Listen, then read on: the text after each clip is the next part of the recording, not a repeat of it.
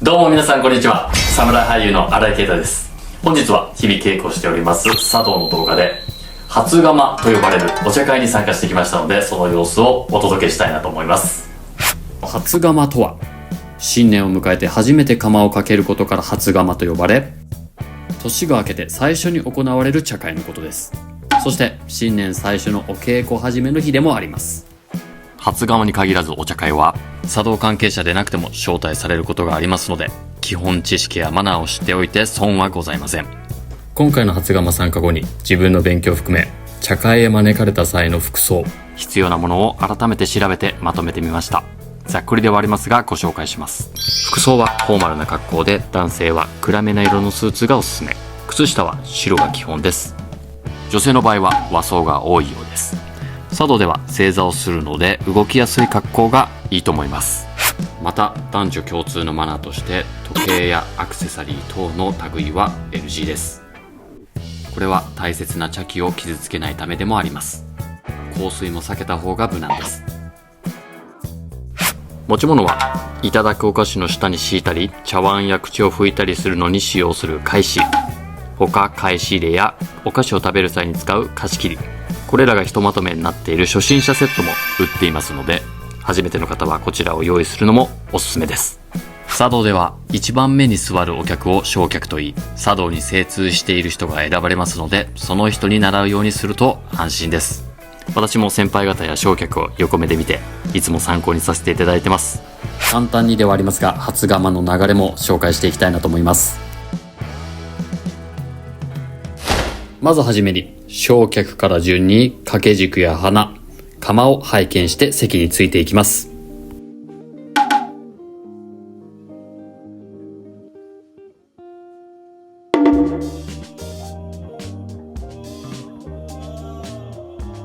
畳の歩き方も実際はいろいろと決まりがあり、襟を踏まないことであったりだとか、下座足から歩き出すことなど、今でもたまにこんがらがあります。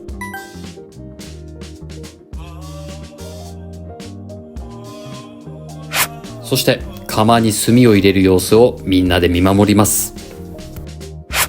その後は懐石料理とお菓子をいただきます。その後、招待客は一旦席を立ち、小休止を行います。この間に亭主は花を飾り直したり、席を改めます。そしていよいよ茶事のメインディッシュともいえる濃い茶をいただきます。なんと濃い茶を立てる大役を任せていただきました。普段は先生とマンツーマンで稽古をしていただいているのですが、今回はたくさんのお客さんがいるのでとても新鮮でした。そして先ほどの食事中の明るく和やかなシーンとは対照的に、厳かな雰囲気の中で濃い茶は執り行われます。その空気感もあってか、お茶を立てるのを少々緊張しました。ですが皆様の前で濃い茶を立てるいい経験ができました。この時間の前に懐石料理で日本酒も少し挟んでいるので、若干ふわふわした状態でお茶を立てました。これもお茶会ならではではないでしょうか。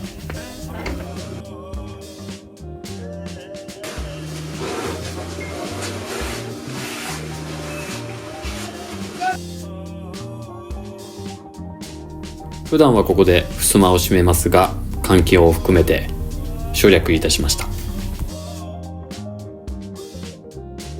普段は袴を履いて稽古していないので、それもまた新鮮でしたね。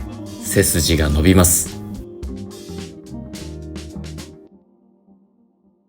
この後の柄杓を落とす音がお手前の中で私のお気に入りです。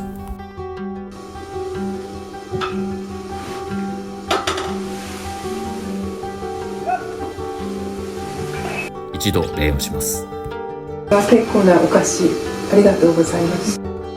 ここで先ほどのお菓子のお礼を言われたのでお辞儀をします。そして居住まいを整えてお茶を立てる準備をしていきます。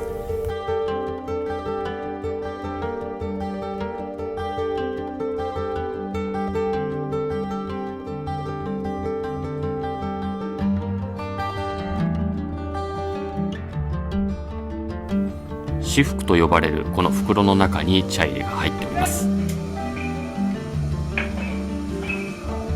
そしてこのおし服から取り出した茶入れの中に濃い茶、抹茶が入ってます。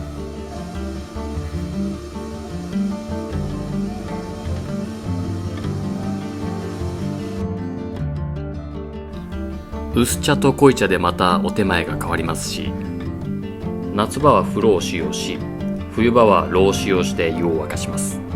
それでもまたお手前が変わるので、そこがまだ私には混同することがあります。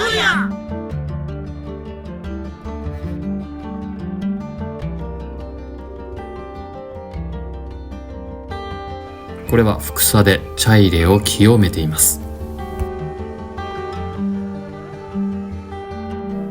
茶入れを近くで見るとこんな感じです。この中に濃い茶が入っています。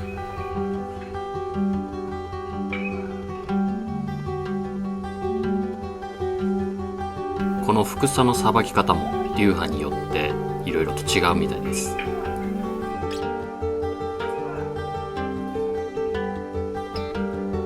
そして次に茶杓を清めます。抹茶をすくうスプーンみたいなものですね。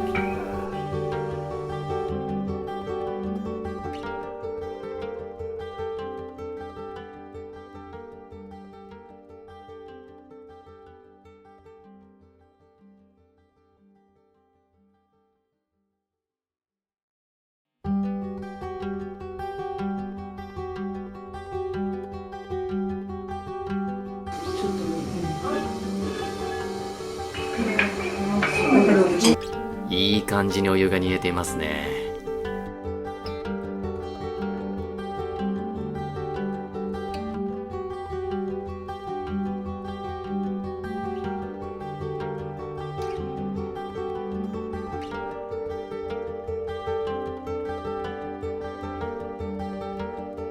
この釜で沸かしたお湯や湯気の匂い、そして炭の匂いも癒されます。ぴったりこれします。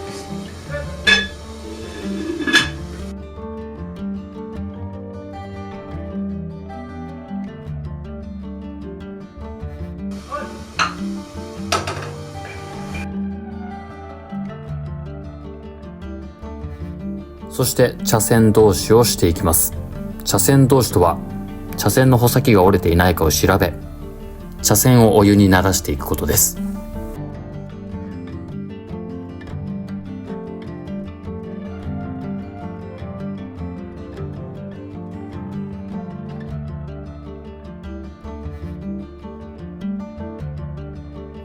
そして茶碗も温めていきます。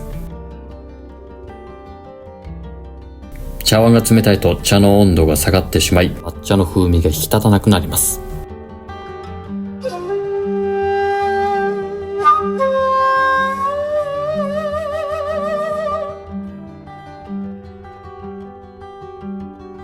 そして実は正座によって足がしびれて、後半にかけて足の感覚がなくなっていきます。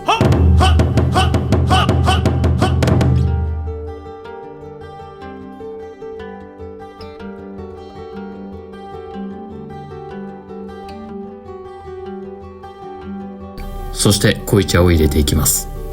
濃い茶は薄茶の 2,3 倍の抹茶を使用しており、抹茶の芳醇な香りと濃厚な味わいを堪能できるのが魅力です。初め飲んだ時は濃い茶の濃さにびっくりしました。ですが慣れるとお濃い茶の濃さが恋しくなります。そしてこの後カメラの不具合でなぜか撮れていませんでした。濃い茶を飲んだ後はお酢を差し、そして濃い茶を立て皆さんがいただいた後は最後に薄茶と干し菓子をいただきます。ざっくりではありますが以上が茶会の流れです。まだまだ勉強中なので至らない点もあったかと思います。コメントや感想お待ちしております。ご視聴ありがとうございました。これからも精進してまいりたいと思います。それではまた。